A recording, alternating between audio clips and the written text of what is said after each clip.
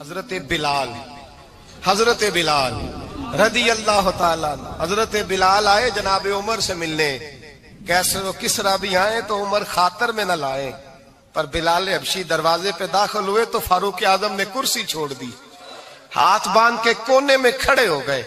کالا رنگ ہے, نام بھی لکھنا نہیں جانتے, زمانے میں تعارف کوئی نہیں. حضرت عمر نے ہاتھ باندھا ہے.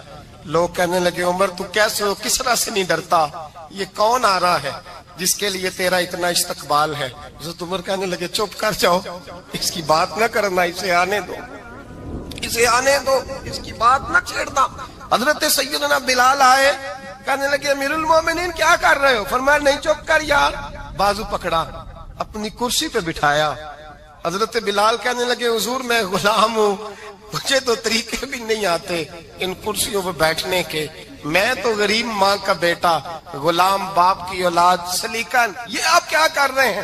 تو حضرت عمر کہنے لگے بلال تھا تو غلام ہی, پر جب سے مصطفیٰ کا غلام بنا ہے تو ہمارا امام بن گیا ہے, اب تو امام ہے رسول اللہ کی امت کا. فرمایا وہ مجھے دن یاد ہے جب مکہ فتح ہوا تھا, بت ٹوٹ گئے تھے, بڑے بڑے سردار تھے, اور میرے نبی نے فرمایا بلال سے کہو کعبے کی چھت پہ چڑھ کے اذان دے. تو لوگوں نے کہا حضور یہ سارے جل گئے ہیں, کسی اور کی ڈیوٹی لگا دے. حضور نے فرمایا چپ کرو, بدر میں مار کھا کے اذان پڑے تو بلال, احد میں پتھر برسے اذان پڑے تو بلال, تپتے صحراؤں میں پڑے تو بلال, ہر جگہ مار کھائے تو بلال. اور آج اگر اللہ نے عزت دی ہے تو میں لوگوں کو دیکھ کے بلال کو عزت نہ دوں؟ میں بتانا چاہتا ہوں کہ رسول اللہ کی غلامی میں عزت ہے. فرمایا کوئی اوپر نہیں چڑھے گا, ابو بکر بھی نیچے, عمر بھی نیچے, عثمان و علی, طلحہ اور زبیر بھی نیچے. آج یہ حبشی غلام کعبے کی چھت پہ چڑھے گا اور میں دنیا کو بتاؤں گا کہ اصل عزت اسی کے پاس ہوتی ہے جو رسول اللہ کا غلام ہوا کرتا ہے. بھائی یاد رکھیں عزت حضور کی غلامی میں ہے نہ. یہ دیکھو میری برادری کیا کہتی ہے. حضرت سلمان فارسی گورنر تھے, کھانا کھا رہے تھے, دسترخوان بچھا تھا. رسول پاک صلی اللہ علیہ وسلم کا فرمان ہے روٹی کا لقمہ دسترخوان پہ گرے اٹھا کے کھا لو, اللہ تمہاری بخشش فرما دے گا. دسترخوان صاف ہوتا ہے. روٹی, بڑے گورنر تھے آپ, بڑے بڑے سفیر بیٹھے تھے, وزیر بیٹھے تھے, روٹی کا لقمہ گر گیا. آج تو لوگ فیشن میں عزت ڈھونڈتے ہیں نا, وقار ڈھونڈتے ہیں کہ میں جدید دنیا کے ساتھ مل جاؤں, میں معاذ اللہ لڑکی لڑکے کٹھے بٹھا کے منگنی کروں تو میں ماڈرن شمار ہو جاؤں گا, میں بڑے بڑے ڈھول بجاؤں تو ماڈرن بنوں گا, میں اگر مہندی پہ سارے تماشے کر ڈالوں تو میں ماڈرن ہوں. دیکھو عزت کس بات میں. حضرت سلمان فارسی روٹی کھا رہے تھے, سفیر وزیر نہ جانے بڑے بڑے لوگ بیٹھے تھے, کھانا کھاتے کھاتے لقمہ گرا دسترخوان پہ. حضرت سلمان فارسی نے سمیٹا, منہ میں رکھا, پھر انگلی مار کے دسترخوان صاف کیا.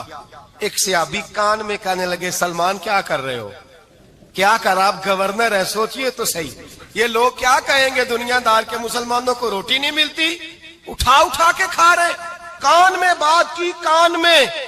حضرت سلمان فارسی کان میں جواب دے سکتے تھے, کہہ سکتے تھے نہیں ایسے ہی کرنا ہے, انہوں نے کان میں بات کی. لیکن جناب سلمان فارسی اعلیٰ اعلان بولے, کہنے لگے ان 4 5 6 دنیا داروں کے لیے میں اپنے نبی کا طریقہ چھوڑ دوں, اپنے رسول کی سنت چھوڑ دوں. یہ 4 5 دنیا دار دنیا کی طرف دیکھ کے میں مصطفیٰ سے منہ موڑ لوں. پھر جوش جذبات میں سر سے پگڑی اتار دی, رونے لگے.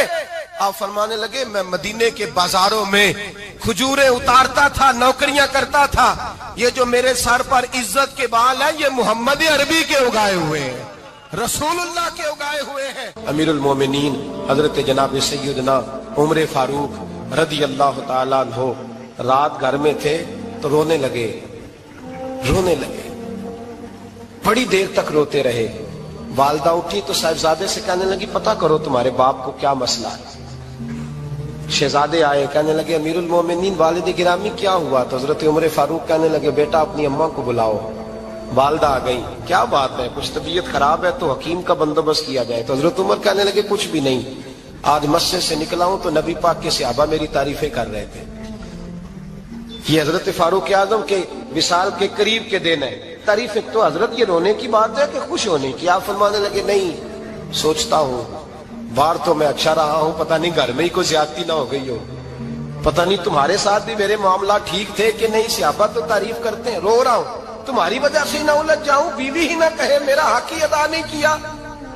یہ لفظ کہتے کہتے پہاڑ ہے یہ شخص، کیسر و کسرا کانپتے ہیں۔ حضرت عمر رو پڑے، بی بی سے کہنے لگے مجھے اللہ کی رضا کے لیے معاف نہیں کر دیتی؟ میرے اوپر بوجھ تھا امت کا، میں ساری رات مدینے کی گلیوں میں پھرتا تھا، دن سارا مسجد میں گزرتا تھا، میں تجھے وقت نہیں دے پایا، معاف نہیں کر دیتی؟ تو زوجہ کہنے لگی نہیں عمر، میں نے بھی زندگی میں اپنا کوئی سکھ چین نہیں دیکھا، کوئی چاؤ پورا نہیں کیا، میں کیسے معاف کر دوں؟ میں نہیں معاف کرتی۔ حضرت عمر زمین پہ بیٹھ گئے، رونے لگے، کہنے لگے چل معاف کر دے۔ کہنے لگی ایک وعدہ کرو، قیامت کے دن رب کریم کی بارگاہ میں میری سفارش کرو گے؟ اللہ کی بارگاہ میں عرض کرو گے کہ اللہ اچھی تھی، مجھے کپڑے دھو کے دیتی تھی، روٹی پکا کے دیتی تھی، میری عزت کی محافظ تھی؟ جناب عمر کہنے لگے تیرے ساتھ وعدہ ہے، رب اپنے فضل سے عمر کو جنت دے گا تو عمر تجھے جنت میں ساتھ لے کر کے جائے گا۔ بخاری شریف میں حدیث ہے، قاضی ایاز مالکی رحمۃ اللہ علیہ نے بڑی تفصیل سے لکھی ہے، راوی حضرت انس بن مالک ہیں۔ ایک بندہ بڑی دور سے آیا نبی پاک صلی اللہ علیہ وسلم کی زیارت کے لیے، بڑی دور سے۔ عرب کے جو سردار ہوتے تھے ان کے بڑے ناز نخرے ہوتے تھے، وہ خیر آج بھی ہیں، پروٹوکول کا ماحول آج بھی، یعنی وزیر صاحب کے آگے دو چار گاڑیاں نہ ہوں تو ان کو مزہ ہی نہیں آتا، پولیس والے آگے پیچھے بھاگیں تو حالانکہ ان کو نہیں پتا کہ جو پولیس والے آگے پیچھے بھاگ رہے ہیں نا، یہ حکومت بدلی تو گرفتار کرنے بھی انہوں نے آنا ہے، لیکن وہ بڑا مزہ آتا ہے جب لوگ گاڑی کے پیچھے بھاگتے ہیں۔ کیا بات ہے جناب، بڑی بات۔ اور ہماری طبیعتوں میں پتہ نہیں کون سی، تو نبی پاک صلی اللہ علیہ وسلم کی خدمت میں وہ شخص بڑی دور سے آیا، تو عرب کے بادشاہوں کا مزاج تھا، پروٹوکول بڑا چاہتے تھے، ان کا تو یہ طریقہ تھا کہ حکمرانی کرنی ہے جیسے بھی ہو۔ اگر کسی غلام نے دھوپ میں بندھا رہ گیا، اونٹ اور چھاؤں میں نہیں باندھا تو درے مارتے تھے، اور اگر اس نے کھول کے باندھ دیا تو پھر بھی مارتے تھے، کہتے تھے اتنا سیانا ہو گیا تو انہیں پوچھا ہی نہیں، خود بخود ہی باندھ دیا۔ وہ شخص حضور کی بارگاہ میں آیا اور بہت سارے لوگوں کے پاس کیونکہ وہ جاتا تھا اپنے سربراہ کا پیغام لے کے، تو وہ کانپ رہا ہے جب حضور کی بارگاہ میں گیا، ڈر رہا ہے۔ اب ذرا بات کو سمجھنا، نبی پاک صلی اللہ علیہ وسلم نے اس سے فرمایا کیوں ڈرتے ہو؟ سادہ آدمی ہے، دیہاتی ہے، بدو ہے۔ اللہ کے رسول نے تھپکی دی، کیوں ڈرتے ہو؟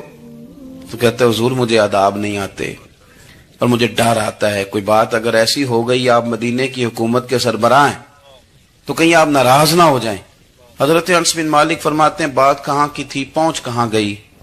جب اس نے یہ کہا نا کہ آپ تو حکومت کے سربراہ ہیں، کہیں کوئی غلطی نہ مجھ سے ہو جائے، تو نبی پاک کی آنکھوں میں آنسو آ گئے، حضور رونے لگے، اور نبی پاک صلی اللہ علیہ وسلم فرمانے لگے نہ بھائی تو کسی حکومت کے سربراہ کے پاس نہیں آیا، نہ تو اس بیٹے کے پاس آیا ہے جس کی ماں گوشت کے خشک ٹکڑے کھا کے بھی گزارا کر لیتی۔ میں تو ایک غریب ماں کا بیٹا ہوں۔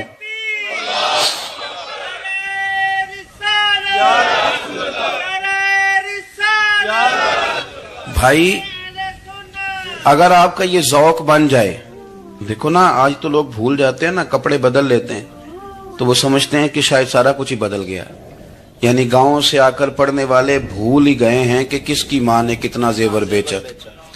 لوگ بھول جاتے ہیں چیزوں کو، اپنے ماضی کو یاد رکھیں۔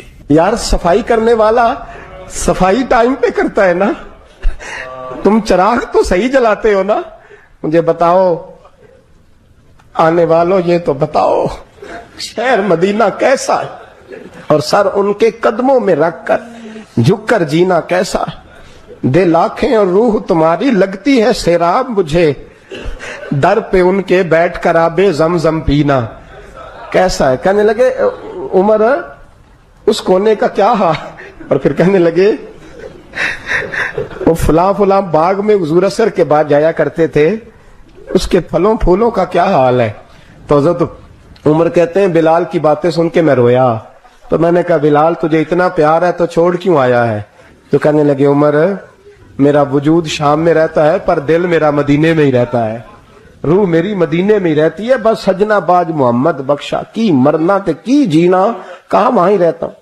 ایک دفعہ نا کوفے میں رہتے تھے حضرت علی، مولا علی نے ساری زندگی کسی سے سوال نہیں کیا، دینے والے تھے نا، سوال نہیں کیا، ایک بڑی خوبصورت کندیل ایک شخص لایا, خوبصورت لالٹین بنی ہوتی تھی وہ, اور اس میں تیل مٹی کا نہیں ڈالتے تھے, خوشبو والی کوئی چیز ڈالتے تھے تو وہ جلتی تھی. وہ لایا کوفے کی جامع مسجد میں, حضرت علی کوفے آ گئے, کہا حضور یہ جلا لے. جب وہ لایا نا کندیل تو حضرت علی نے زندگی, امام حسن کہتے ہیں میں نے عجیب زندگی بھر سوال نہیں کیا. اس سے کہنے لگے میں نے کبھی کسی سے کچھ مانگا نہیں, اس طرح کی ایک اور مل جائے گی. تو اس شخص ایسے جیسے وہ عرش پہ نہیں بیٹھ گیا کہ علی نے مجھے کہہ دیا. کہنے لگا حضور مل جائے گی. فرمانے لگے لے جاؤ. کہتے ہیں وہ لے کے آیا. تو جب وہ لایا تو پہلے والی کندیل کو اتنا نہیں, اس کندیل کو سینے سے لگایا, اپنا امامے کا پلو لے کے حضرت علی نے پوچھا. پھر آنکھوں میں آنسو آئے. امام حسن کہنے لگے ابا جی میں سمجھ نہیں پا رہا, یہ آپ نے تو زندگی بھر بھوک کاٹی ہے, سوال نہیں کیا, تو یہ کیا ہے؟ کہنے لگے مجھے بڑی پسند آئی تھی, دل کرتا ہے ایک لے لوں اور میں حضور کی مسجد میں بھی بھیج دوں, میں مدینے میں بھی بھیج دوں. میرا دل کرتا ہے یہ مسجد نبی میں لگ جائے گی تو اس کی شان بڑھ جائے گی. تو فرماتے امام حسن کہ میں رو پڑا. میں نے کہا حضور مجھے سمجھ آ گئی ہے, رہتے آپ کوفے میں ہے پر دل آپ کا مدینے میں ہی بستا ہے, وجود یہاں ہے پر روح آپ کی.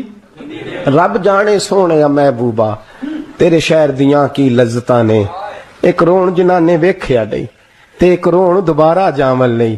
میرے اعلیٰ حضرت فاضل بریلوی رحمت اللہ علیہ فرماتے ہیں حرم کی مدینے کے خطے خدا تجھ کو رکھے, مدینے کے خطے خدا تجھ کو رکھے, غریبوں فقیروں کے ٹھہرانے والے. یہاں غریب فقیر درویش مدینہ حسن ہے. توجہ ہے اب حضرات کی. میں 2010 میں گیا تھا. اماں جی جب میں جانے لگا تب بھی میں روتا ہی گیا. واپس آیا تو میں اپنی والدہ سے میں نے کہا کہ اماں یہ کہیں خامی ایمان ہی نہ ہو. میں مدینے سے پلٹ آیا, میں بڑا تڑپا. میں نے کہا اماں جی وہ جانے کی جگہ تو ہے پر دوبارہ آنے کی جگہ نہیں, وہاں سے دوبارہ آنا نہیں چاہیے. وہاں سے سب سے مشکل مرحلہ مدینے سے لوٹنا ہے, آنا نہیں چاہیے. تو میری اماں مجھے کہنے لگی اللہ تجھے بار بار بلائے گا, دعا کرنی چاہیے, رونا نہیں چاہیے. بزرگوں کا درویشوں والا جو انداز تھا.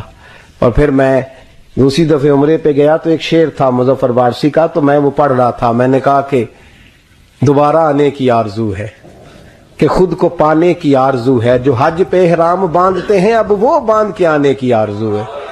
تو میں نے تو ایک حج مانگا تھا, اللہ نے 2 عطا فرما دی. یہ مصطفیٰ کے مدینے کی شان ہے, یہ رسول اللہ کے شہر کی شان ہے. تو میرے دوستو اللہ بڑا بے نیاز ہے. وہ میرے جیسے لوگ, میرے جیسے, سچی بات ہے, میرے جیسے لوگ اس کا, میں کبھی بھی مدینہ منورہ میں حاضر ہو کے لوگ اور باتیں سوچتے رہتے ہیں اور میں مسجد میں بیٹھا ہوتا ہوں. تو میں جب پہلی دفعہ گیا تھا تو ایک بی بی بیٹھی تھی, سادی سی عورت, رات کو تو اپنا زبان یار من ترکی اور من ترکی بگویم پنجابی میں وہ بات کر رہی تھی. تو وہ جملے اس کے مجھے یاد رہتے ہیں جب میں مدینے جاتا ہوں. سادی بی بی جنت البقیع کے باہر بیٹھی تو بوڑھی اماں سادے سے کپڑے, تو شعر پڑھ رہی تھی. وہ کیا شعر تھا اس کا, کوئی وہ اس پہ شاعرانہ ردیف کافی یہ پورے نہیں اترتے. لوگ کہیں گے یہ مصرع شاید لحاظ سے ٹھیک نہیں ہے, سند کے لحاظ سے, لیکن اس کا انداز تھا نا تو تھا بڑا با کمال. اور وہاں بیٹھی پتہ کیا کہہ رہی ہے, ویکھو نہیں ویکھو کہ ڈے کرم کمائے سوں. لوگ کہیں گے ردیف کافیے کے لحاظ سے شاید ٹھیک نہیں, لیکن اس کی فکر کتنی ٹھیک ہے, سوچ کتنی ٹھیک ہے. کہتی ویکھو نہیں ویکھو کہ ڈے کرم کمائے سوں, میرے جے گندے مندے در تے بلائے سوں.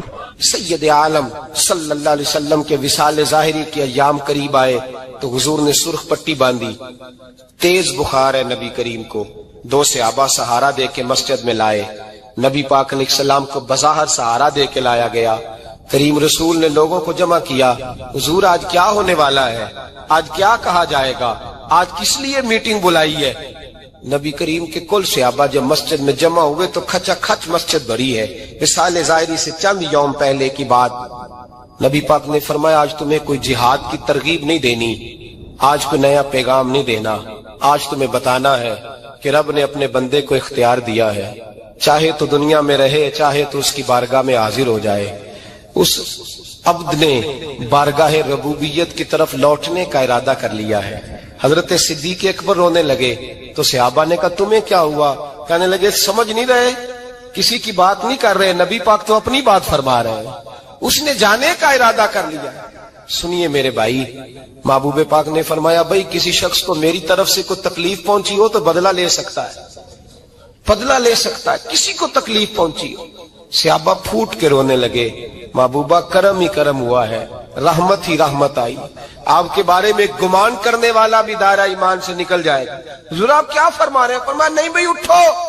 पीछे से जनाब अकाशा बिन मोहसन उठे, हाथ कांपते हैं, आगे बढ़े, कहने लगे या रसूल अल्लाह, एक जंग के मौके पर आपने दुर्रा मारा था, नंगी पीठ पर सफे सीधी कराते, बात दिल में रह गई है, मैंने बदला लेना है। नबी करीम ने फरमाया बिलाल दौड़ के जाओ, फातिमा के घर दुर्रा पड़ा है, दुर्रा लाओ। सैयदना बिलाल हबशी कहते मैं गया, दस्तक दी, सैयदा तैयबा ताहिरा हजरत फातिमा फरमाने लगी बिलाल कैसे आए हो? अम्मा जी वो दुर्रा चाहिए था। सैयदा को तशवीश हुई, कहने लगे बिलाल ना तो जंग पे जाना है, ना जिहाद है, ना कोई ऐसा मौका है, हुजूर की तो तबीयत मुबारक बज़ाहिर बड़ी अलील है, दुर्रा क्या करेंगे? हजरत बिलाल अर्ज करने लगे अम्मा जी एक सहाबी बदला लेने लगे हैं, साहिब तबकात ने जुमले लिखे हैं, कहते हैं बीबी साहिबा ने दुर्रा भी दिया और इमाम हसन हुसैन को भी बाहर निकाला। फरमाने लगी अकाशा से कहना 100 दुर्रे मारे, इन दो शहजादों के जिस्म पर नबी पाक के करीब न जाए, मैंने 2 बच्चे पैदा ही अपने महबूब पर कुर्बान करने के लिए किए, इनको ले जाए। हजरत बिलाल कहते मैं 2 शहजादे लेके आया, और जब दरवाजे में मैं लेके पहुंचा तो नबी पाक ने देखा तो आंखों में आंसू आ गए। फरमाया इनको बिठा दो, मुझे पता है फातिमा ने क्या कह के भेजा है। हजरत सैयदना बिलाल फरमाते हैं दुर्रा मैंने जनाब अकाशा को दिया। हजरत अकाशा दुर्रा लेके आगे जो बढ़े तो हजरत अबू बकर सिद्दीक ने उनके पैरों पे हाथ रखा, फरमाया अकाशा मेरी तरफ आ यार, मुझे मार दुर्रे, नबी पाक के करीब ना जा। मुस्तफा करीम ने फरमाया अबू बकर तू हट जा, इसे आने दे।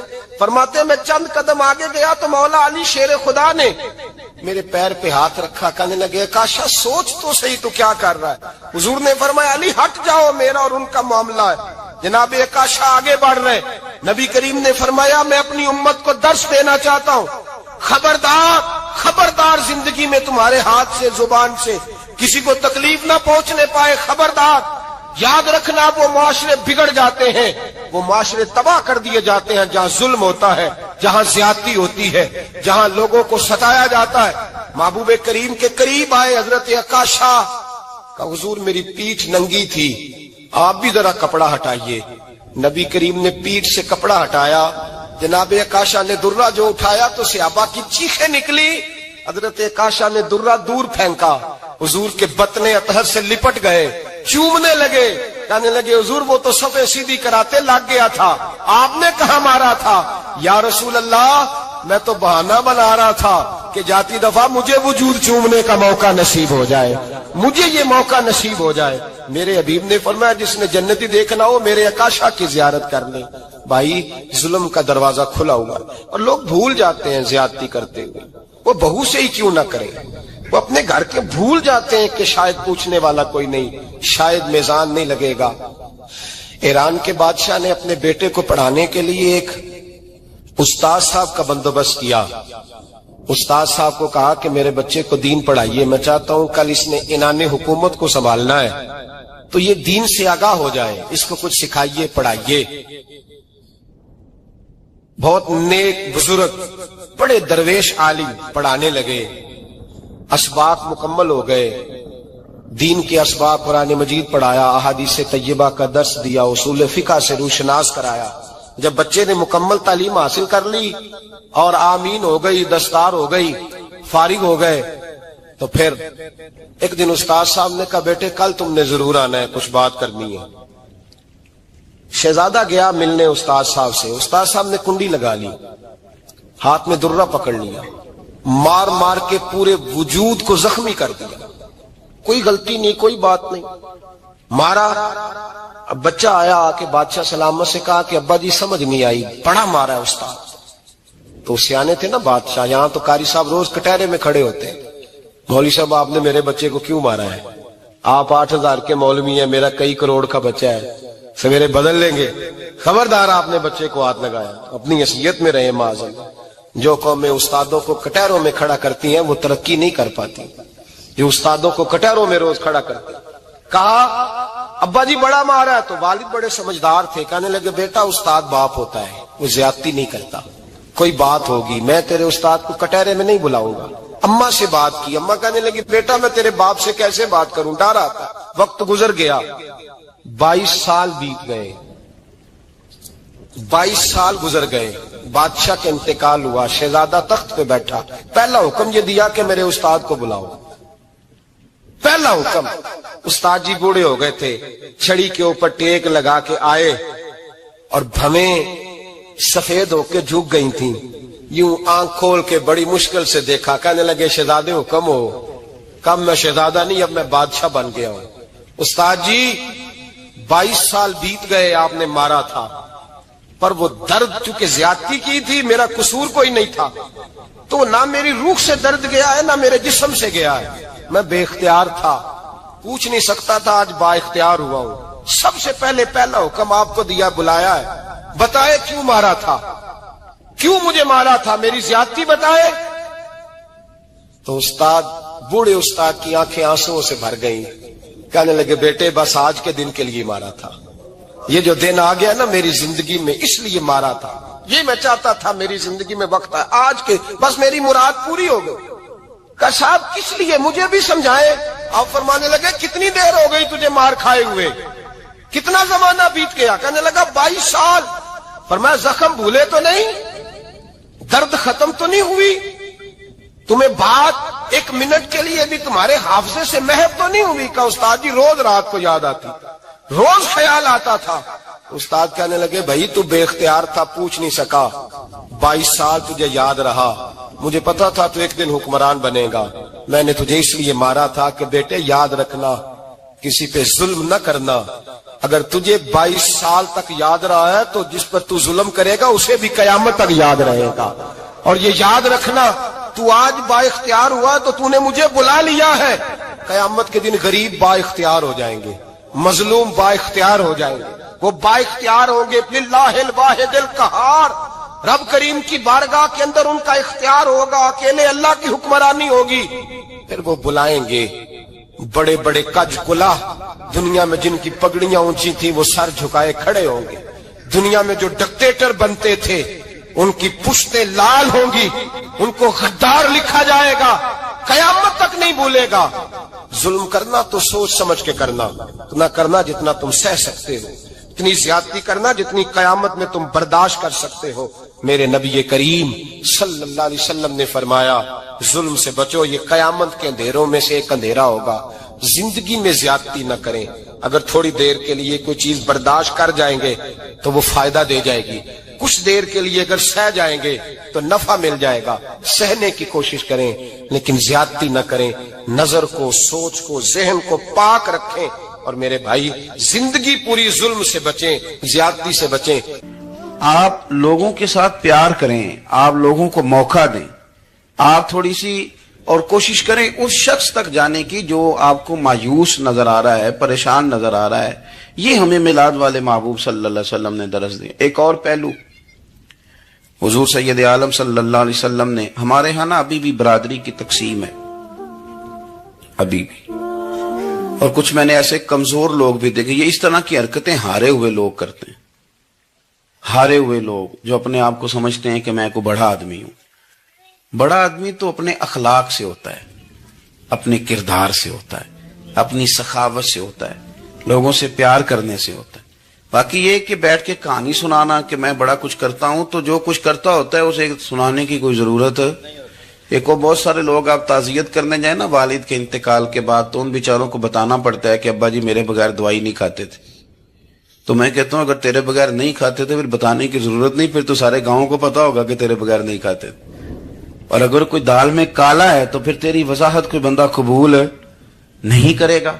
تو آپ کو بتانا کیوں پڑ رہا ہے, اور آپ بار بار اس بات کا ذکر کیوں کر رہے ہیں کہ ہم بہت بڑے قبیلے کے ہیں؟ صاحب اگر آپ بڑے قبیلے کے ہیں تو پتا ہوگا سارے علاقے کو آپ کتنا لوگوں کا خیال کرتے ہیں, آپ کس قدر محبت کرتے ہیں, آپ کا انداز کریمانہ کس طرح کا. پھر آپ کو بتانے کی کوئی ضرورت نہیں ہوتی, پھر خود بخود خبر ہوتی ہے. حضرت سیدنا ابو ذر غفاری رضی اللہ تعالیٰ عنہ, قبیلہ بنو غفار ایک بڑی شاخ تھی قبیلوں میں سے. جو لوگ اس زمانے میں مالدار قبیلوں سے تعلق رکھتے تھے ان میں سے ایک بڑا نام تھا. ساری زندگی چودراہٹ کی، لیکن میلاد ایک انقلاب کا نام ہے. میں میلاد منانے والے دوستوں سے گزارش کرتا ہوں کہ آپ ہر سال میلاد منائیں اور ہر سال میلاد کے بعد آپ تھوڑے بدل بھی جائیں، یعنی تھوڑے سے بدل جائیں. کچھ لوگ کہیں یار یہ داڑھی میں نے نا 12 ربیع الاول والے دن رکھی تھی، یہ میری میلاد والی داڑھی ہے. اور داڑھی رکھیں بھی نبی پاک کی مرضی کی. کس کی مرضی کی؟ نہ ناراض ہو جائے جو میں ٹور چلا، بس کس مرضی کی جی؟ اپنی مرضی کے نہیں. داڑھی کا وزن کو نہیں ہوتا کہ پوری مٹھی رکھیں گے تو آپ کو کوئی دقت ہوگی، کوئی وزن نہیں. پوری رکھیں، جو حضور کا طریقہ مبارکہ ہے جو ہمیں ملتا ہے اس پر آپ توجہ فرمائیں. تو میں جو بات عرض کرنے جا رہا ہوں وہ میلاد انقلاب ہے. حضور سید عالم صلی اللہ علیہ وسلم کی بارگاہ میں آنے سے پہلے لوگ کچھ اور ہوتے تھے اور یہاں سے ہو کے جاتے تھے تو پھر ان میں تبدیلی آتی تھی. میں سارا دن کرامتیں سناؤں نا کسی کو اپنے پیر صاحب کی اور اپنے گھر میں بھی کہ میرے حضرت بڑے، میرے استاد بڑے، لیکن بیوی کے ساتھ اگر میں ترش لہجے میں بات کروں گا تو وہ کہے گی ایسے سکھاندے نے تینوں پیر صاحب. دوست کہیں گے یہ سکھاتے ہیں آپ کی کہانیاں نہیں چلتی، آپ کا کردار چلتا ہے. حضرت ابو ذر غفاری رضی اللہ تعالیٰ عنہ فرماتے ہیں چونکہ میں چودھری تھا، سیدنا بلال حبشی رضی اللہ تعالیٰ عنہ کے پاس میں بیٹھا تھا. کسی بات میں بات آگے بڑھی اور بڑھتے بڑھتے بات شکنجی تک چلی گئی. رائے کے اختلاف نے باتوں میں تلخی پیدا کر دی اور جب تھوڑے لفظ اور تیز ہوئے تو میں نے انہیں کہہ دیا چپ کر، تو ابشن کا بیٹا ہے. کس کے بیٹے تھے حضرت بلال؟ کہتے ہیں جب انہوں نے مجھے کہا میرا دل بڑا ٹوٹا، لیکن میں نے ارادہ کیا کہ میں نے حضور کی بارگاہ میں نہیں عرض کرنی. اب ہر بات کی ہم حضور کی بارگاہ میں شکایت کریں. لیکن میں جا کے مسجد میں بیٹھا اور جب سرکار آئے نا، ارادہ نہیں تھا کہ عرض کروں گا، لیکن حضور کا چہرہ دیکھا تو دکھ میرا خود ہی تازہ ہو گیا. رونے کا بھی تو تب ہی مزہ آتا ہے نا کوئی اپنا ملے تو. فرماتے ہیں کہ میرے آنسو نا بغیر اختیار کے چھلک پڑے اور میں کھل کے روئے، کھل کے. قربان جاؤں محبوب کے بھی حضور نے پاس نہیں بلایا بلکہ نبی پاک اٹھ کے خود میرے پاس آئے اور مجھے کندھوں سے پکڑ کے سینے سے لگایا. اور جب میں کھل کے رو لیا تو حضور میرے آنسو پوچھنے لگے. کچھ شعر ایسے ہوتے ہیں جو کسی نے کہے ہوتے ہیں اور کہنے والا جو ہوتا ہے وہ صاحب حال ہوتا ہے تو اس میں کچھ خوبصورتی زیادہ ہی ہو جاتی ہے. ایک پنجابی کے شاعر ہمارے گجرات میں گزرے، بزرگ تھے، ان کا ایک شعر ہے، وہ کہتے ہیں ایک واری میری آنکھیاں چوں اونا نے اتھرو پونجے سن. ایک واری میری آنکھیاں چوں اونا نے اتھرو پونجے سن، ہن تے چسکا پہ گیا رونے دا. ایک واری میری آنکھیاں چوں اونا نے اتھرو پونجے سن، ہن تے چسکا پہ گیا رونے دا تے ہر ویلے آہو زاری دا. تو میں روز رونے لگا ہوں. مزہ ہی بڑا آیا ہے جب سے محبوب نے چپ کرانا شروع کیا. میرے عزیز، اور پھر حضرت بلال حبشی رضی اللہ تعالیٰ عنہ چونکہ حضور کے غلام تھے اور انہیں پتا تھا کہ سرکار میری ناز برداری کرتے ہیں، حضور نے چپ کرایا. فرمایا کیوں روتے ہو؟ تو عرض کرنے لگے یا رسول اللہ صلی اللہ علیہ وسلم اگر میں ابشن کا بیٹا ہوں تو میری تو غلطی کوئی نہیں نا، یہ تو تقسیم اللہ کی ہے نا. الذی خلقک فسواک فعدلک فی ای صورت ما شاء رکبک. جس طرح وہ چاہتا ہے، جس کو چاہتا ہے اس طرح کی اس کی صورت بنا دیتا ہے. تو مجھے ابشن کا بیٹا کہا جاتا ہے، میری غلطی کیا ہے؟ حضرت بلال نے بھی نہیں بتایا کس نے کہا. لیکن نبی پاک صلی اللہ علیہ وسلم نے کیا فرمایا؟ امام یوسف صالحی نے لکھا ہے، ذرا غور کرنا بات پر، تسلیاں لوگ اور رنگ میں بھی دیتے ہیں پر یہ تسلی بڑی انوکھی ہے. حضور فرمانے لگے بلال اگر تو ابشن کا بیٹا تو پریشان کیوں ہوتا ہے؟ کالے رنگ والی ماں کا بیٹا ہے تو پریشان کیوں ہوتا ہے اگر تیری والدہ کا رنگ کالا ہے تو؟ عرض کی حضور آپ کیا فرمانا چاہتے ہیں؟ تو سرکار فرمانے لگے میں دو ماؤں کا بیٹا ہوں، ایک جناب آمنہ جنہوں نے مجھے پیدا کیا اور ایک حضرت ام ایمن جنہوں نے میری پرورش کی، مجھے بڑا کیا. حضور فرمانے لگے میری ماں آمنہ کا رنگ گورا تھا اور میری ماں ام ایمن کا رنگ کالا ہے. تو فرمایا اگر تجھے کسی نے کالے رنگ والی ماں کا بیٹا کہا تو اسے کہہ دینا مدینے والی محبوب کے بھی تو ایک والدہ کا رنگ کالا ہے، تو کہہ دینا. حضرت بلال کہتے ہیں کہ وہ اس طرح کی تسلی تھی، طفل تسلیاں نہیں جس طرح کی ہمیں دی جاتی، وہ اس طرح کی خوبصورت تسلی تھی کہ اس کے بعد میرا دل ایسا ٹھنڈا ہوا پھر کسی کا تانا نہیں رہا. پھر کسی کی تکلیف نہیں رہی. رسول پاک صلی اللہ تعالی علیہ وسلم نے یہ جو آج تقسیم ہے ہمارے ہاں اونچ نیچ کی, چھوٹے بڑے کی, ذات برادری کی, حضور فرماتے ہیں میں نے پاؤں کے نیچے رکھ کے کچل دی. اب اس کا کوئی سٹیٹس نہیں رہا, اب یہ کوئی معاملہ نہیں.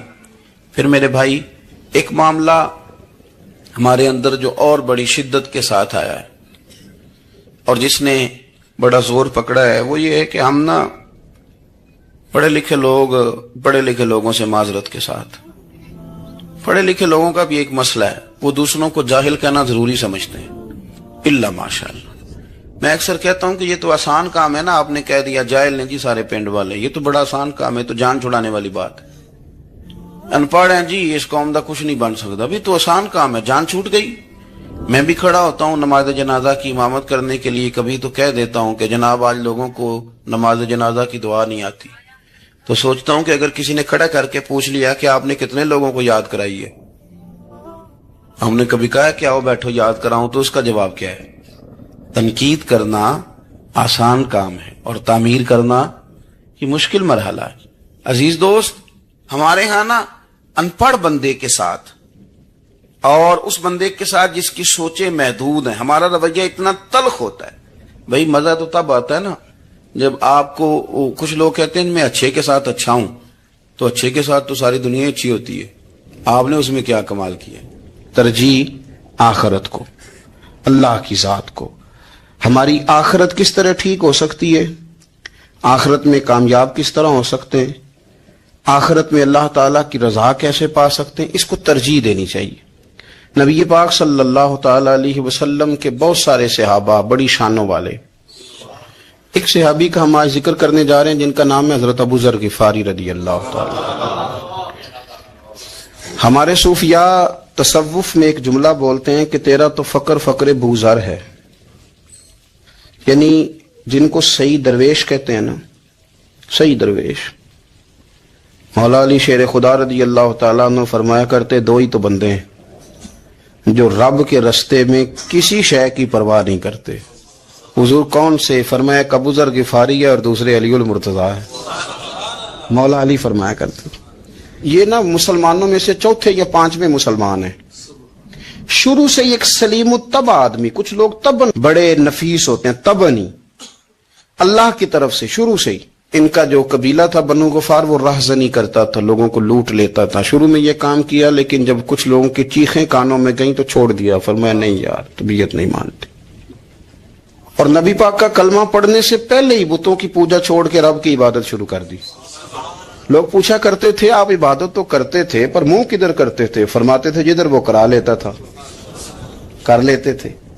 کسی نے انہیں بتایا کہ مکے میں ایک شخص ہیں جنہوں نے اعلان نبوت کیا ہے, آپ کی طرح کی باتیں کرتے ہیں.